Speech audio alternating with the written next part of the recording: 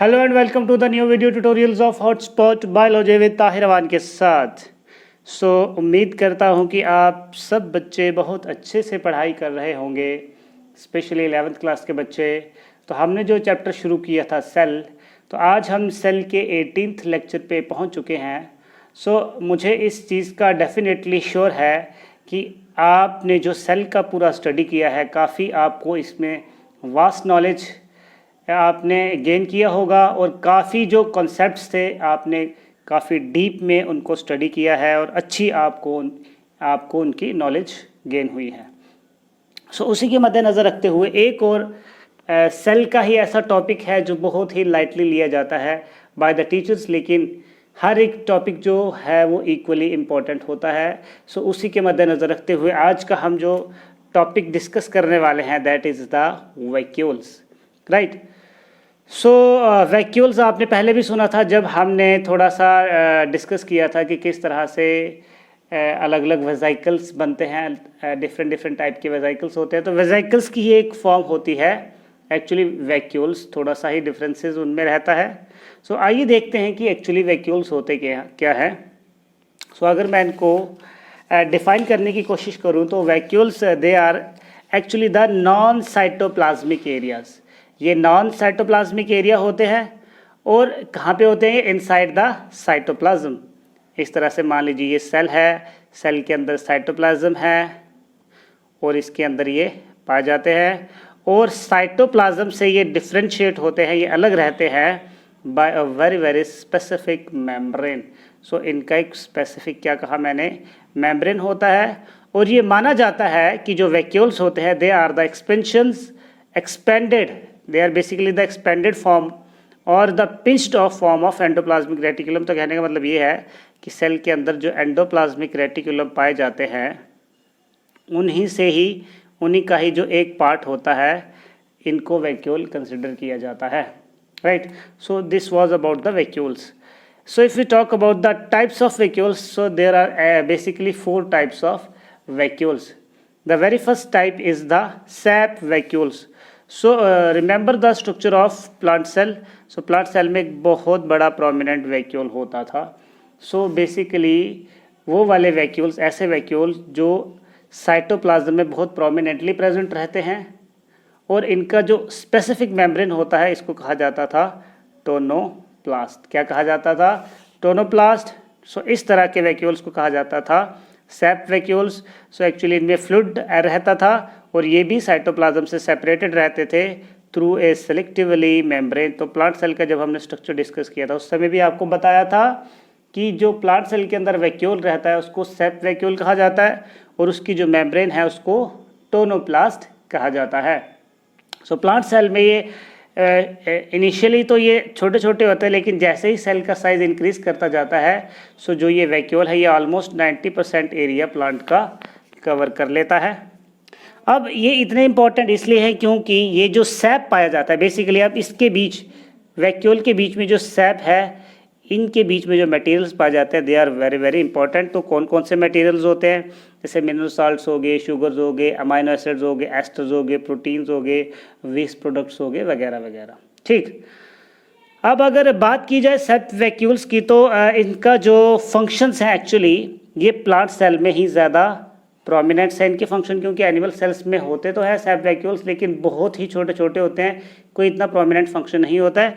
लेकिन prominent function ये अपना प्लांट्स में ही परफॉर्म करते हैं, जिस तरह से they act as a reserve food for storing reserve food, जैसे कि सुक्रोज हो गया। उसके बाद इनके अंदर जो सोल्यूट्स पाए जाते हैं, अलग अलग तरह के सोल्यूट्स, वो प्लांट सेल का ऑस्मोटिक प्रेशर मेंटेन करते हैं।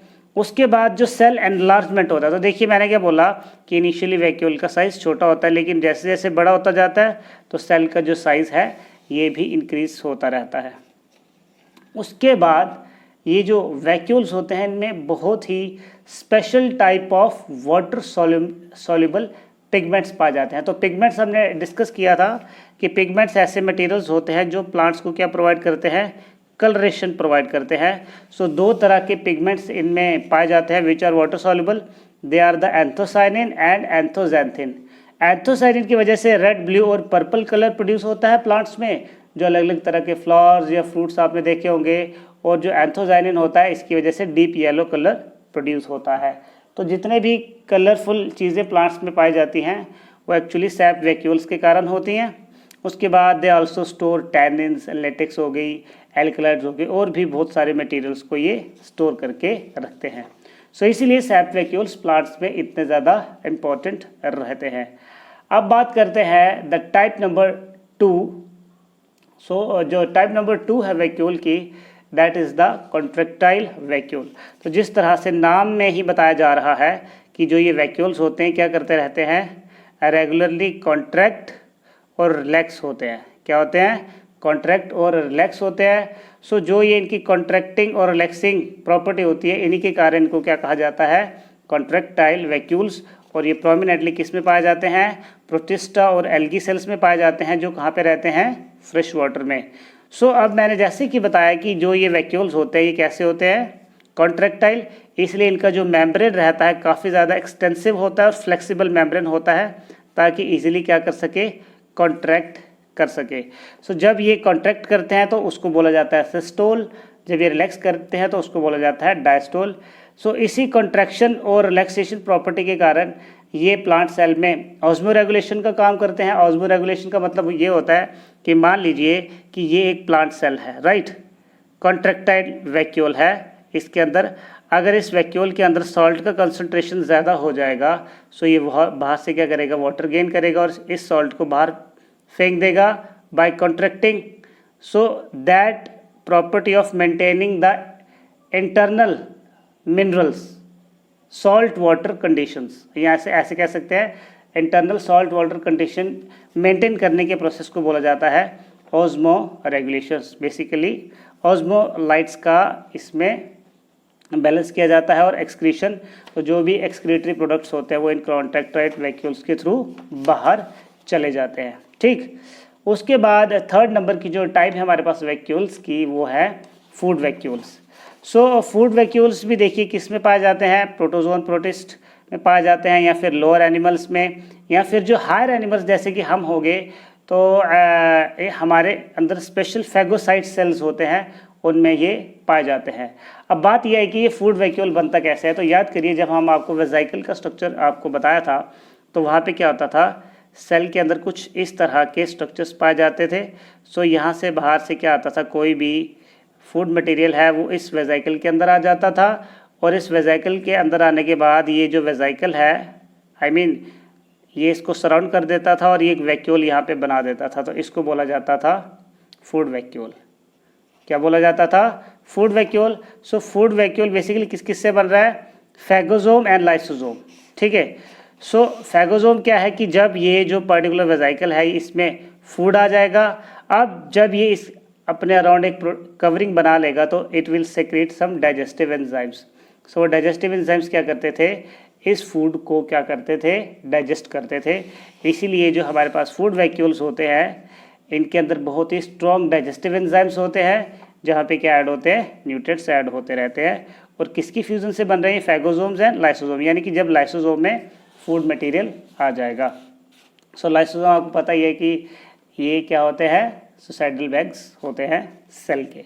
उसके बाद जो फोर्थ टाइप है वैक्यूल्स के हमारे पास, they are the air vacuoles. So air vacuoles को सीडो वैक्यूल्स भी कहा जाता है और गैस वैक्यूल्स भी कहा जाता है। सो ये प्रोमिनेंटली केवल और केवल प्रोकैरियोटिक सेल में ही पाए जाते हैं। सो बेसिकली जो मेन फंडा है प्रोकैरियोटिक सेल में वैक्यूल्स की प्रेजेंस का वो ये है, क्योंकि प्रोकैरियोटिक सेल यूजुअली कहाँ पाए जाते हैं, वाटर कंडीशन में। सो वाटर कंडीशन में ऑर्गेनिजम्स को क्या करना पड़ता है, फ्लोट करना पड़ता है।